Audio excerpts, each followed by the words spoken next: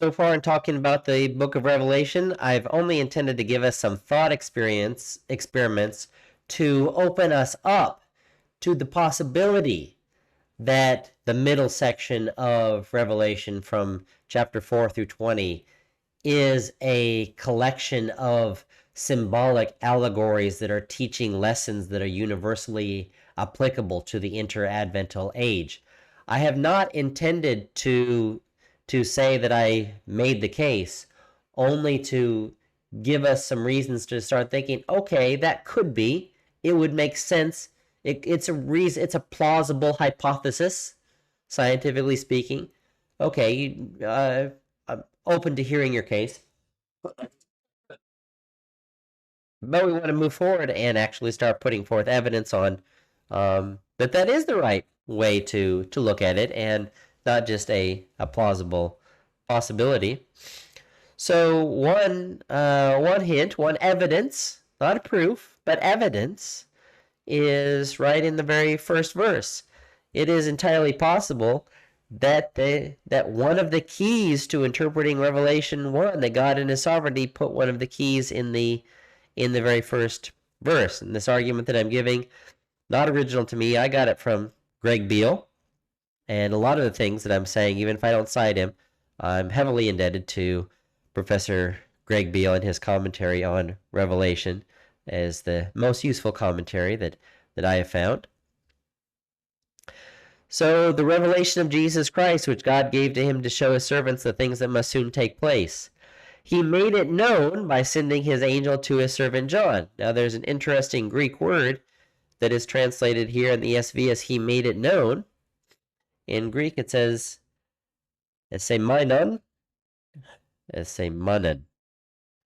Now this Greek word here from the root semaino comes from a root that means a sign or a signal. And so putting it into the English-speaking world for us, there's this word semaphore. Semaphore, can you see that? Semaphore. We don't use it a whole lot in English, but if you do computer programming, you've probably heard of semaphores.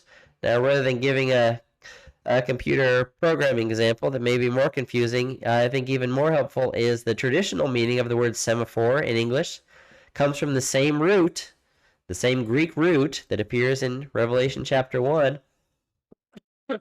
A traditional usage of the word semaphore is signaling a message using flags as symbols, especially before the days of telegraph.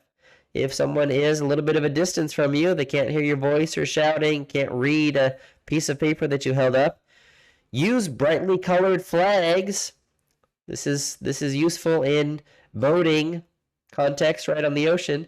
You can see the brightly colored flags being held up a distance away, and you can use these flags to communicate via symbols. You can spell different letters, or certain flag motions might be giving a whole idea.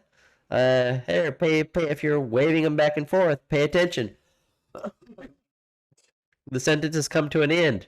I'm about to give you some numbers rather than letters. And of course, in boating, there's you can use different colored flags with different symbols on them that communicate different messages. Oh, there's rocks over here. The port is open, the port is closed, turn left, turn right. So the word here in Revelation 1, semaino, can mean, one of the major meanings of it is to communicate via symbols. Now, to be fair, it can also just mean to communicate in general, but there are far more ordinary, if you just want to say he said something, there are far more ordinary Greek ways to say that he said something, or he wrote it, or he expressed it.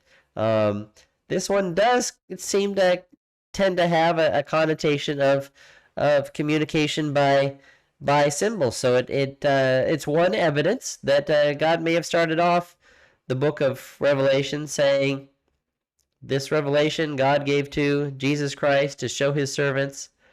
He communicated it via symbols by sending his angel to his servant John.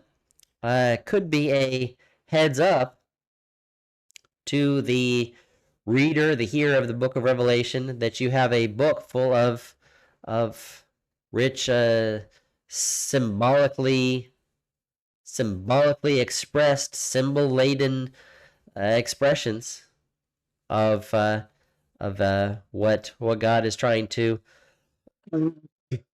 communicate, regarding some very mysterious and hidden things that are not easy to communicate, or for whatever reason it's more helpful to communicate it via symbols.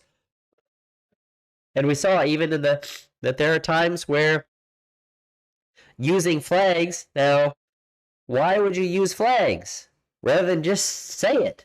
Well, if the boat is far away, your voice won't carry. There's a time and a place where symbolic expression is more useful than other ordinary forms of expression.